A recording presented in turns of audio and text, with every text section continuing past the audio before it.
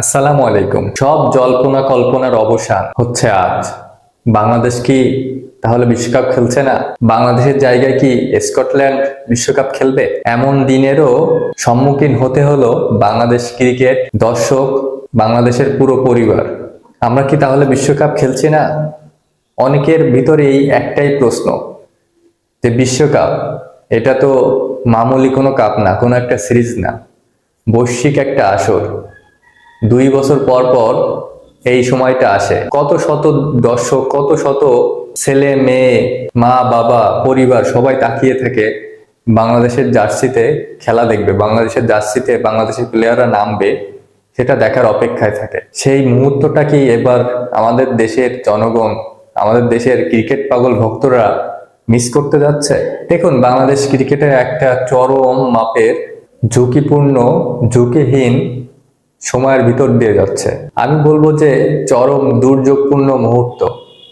ICC, BCB, বাংলাদেশের cricket উপদেষ্টা, BCCI সবাই মিলে বাংলাদেশের উপরে কেমন যেন একটা রোলার কোস্টার চালাচ্ছে।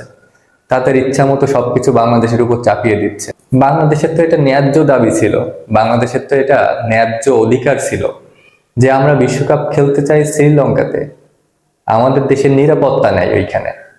সবকিছু জেনে শুনে আইসিসি এমন একটা সিদ্ধান্ত নিতে পারলো। দেখুন, আজকে বাংলাদেশের সমস্ত প্লেয়ারদের নিয়ে বিসিবি সহ বাংলাদেশের ক্রীড়া উপদেষ্টা সহ সরকারের কিছু কর্মকর্তাদের সাথে একটা মিটিং হওয়ার কথা রয়েছে। সেই মিটিং এ সরাসরি প্লেয়ারদের কাছেই অপশনটা তুলে ধরা হবে যে তোমরা কি খেলতে চাও কি চাও না। এই নিরাপত্তা শঙ্কা, নিরাপত্তা ইস্যু সমস্ত কিছু মাথায় নিয়ে বাংলাদেশের প্লেয়ারদের জবাব দিতে হবে, হ্যাঁ অথবা না। যদি উত্তর হ্যাঁ হয়, তাহলে বাংলাদেশ ক্রিকেট দলের নিরাপত্তা দায়ভার বাংলাদেশের ক্রীড়া উপদেষ্টা বা বাংলাদেশের কেউই এটা নিতে চাইবে না, এবং সম্পূর্ণ নিজেদের দায়ভারে এবং বাংলাদেশের প্লেয়ারদের প্রেস কনফারেন্স ডেকে বিসিবি থাকবে এবং প্লেয়ারদেরই নিজস্ব দায়ভার নিতে হবে যে আমরা মতে আমরা ইন্ডিয়াতে খেলতে যাচ্ছি এবং সেখানে কোনো সমস্যার কারণে আমাদের ক্রিকেট বোর্ড দায়ী থাকবে না। এমন কথা কি তারা বলতে পারবে? এমন সাহস কি তাদের আছে? এই বাংলাদেশের ভিতরে এই দ্বন্দ্বের সৃষ্টিটা করে দিয়েছে আইসিসি। আইসিসি না আমাদের ম্যাচটা অন্য দেশে ট্রান্সফার করলো, না তাদের দেশে কলকাতা থেকে সরিয়ে অন্য কোনো প্রদেশে নিয়ে গেল, না আমাদের জন্য ভিআইপি কোনো সিকিউরিটির ব্যবস্থা করা হলো। এখানে আইসিসি তরফ থেকে যে যে তথ্য সংবাদ মাধ্যমে আমরা পেয়েছি, সমস্ত তথ্যই প্রায় ভুয়া।